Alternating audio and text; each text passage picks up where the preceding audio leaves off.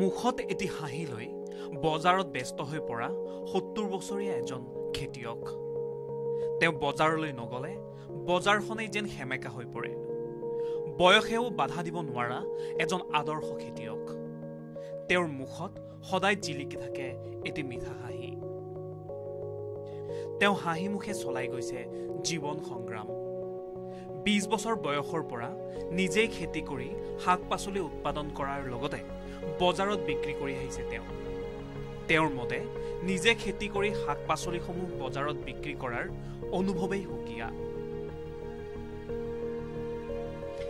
এনে মনোভাৱ লৈ ৫০ বছৰে শাক পাচলি ব্যৱসায় কৰি আহিছে প্ৰফুল্ল বৰুৱাই। মোৰ নাম প্ৰফুল্ল বৰুৱা। ৫০ বছৰমান হ'ল। বৰ্তমান আগতে গৈছিলোঁ মানে চন্দক সপ্তাহী বজাৰলৈ। সেইখনৰ বাদে এতিয়া মই যাওঁ নাজিয়া সপ্তাহী বজাৰ।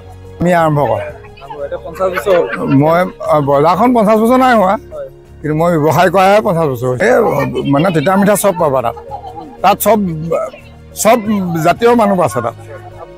৭০ বছৰ বয়সৰ প্ৰফুল্ল বৰুৱাৰ ঘৰ হৈছে শিৱসাগৰ জিলাৰ বাঁহগড়ৰ লেফেৰা গাঁৱত। সকলোৰে লগত ধেমেলীয়া মনোভাৱেৰে হাঁহি ফূৰ্তিৰে বজাৰত শাক পাচলি বিক্ৰী কৰি আহিছে প্ৰফুল্ল বৰুৱাই।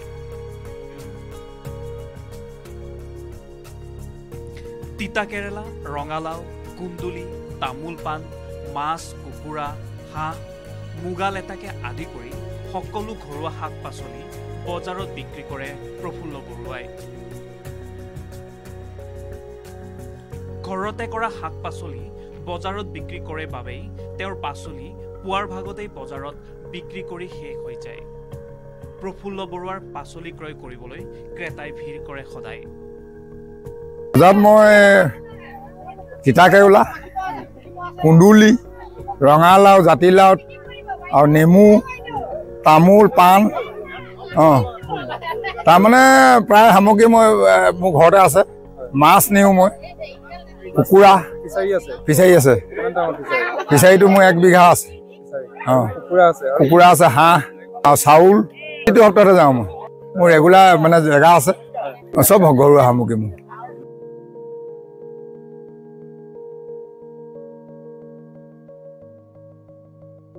বজাৰত আজিকালি বিভিন্ন ঔষধ দিয়া পাচলিহে পোৱা যায়, যিবোৰ পাচলি আমাৰ শৰীৰৰ বাবে অতি ক্ষতিকাৰক। সেয়ে সকলোৱে সতেজ আৰু ৰাসায়নিক ব্যৱহাৰ নকৰা পাচলি বজাৰত বিচাৰি থাকে। এই ক্ষেত্ৰত প্ৰফুল্ল বৰুৱাৰ বজাৰত উলিয়াই দিয়া পাচলিসমূহ একেবাৰে সতেজ আৰু কোনো ৰাসায়নিক সাৰ ব্যৱহাৰ নকৰা। তেওঁ নিজেই উৎপাদন কৰি বজাৰত বিক্ৰী কৰে পাচলি। সেয়ে তেওঁৰ পাচলি ক্ৰয় কৰিবলৈ বজাৰত হেতা ওপৰা কৰে গ্ৰাহকে। ৫০ বছৰ ধৰি শাক পাচলিৰ ব্যৱসায়ত জড়িত হৈ থকাৰ বাবেই শিৱসাগৰ জিলাৰ বহুকেইখন বজাৰতে প্ৰফুল্ল বৰুৱাৰ বিশেষ দখল আছে। বহুতৰ মতে প্ৰফুল্ল বৰুৱা নগলে বজাৰখন যেন নিজান হৈ পৰে।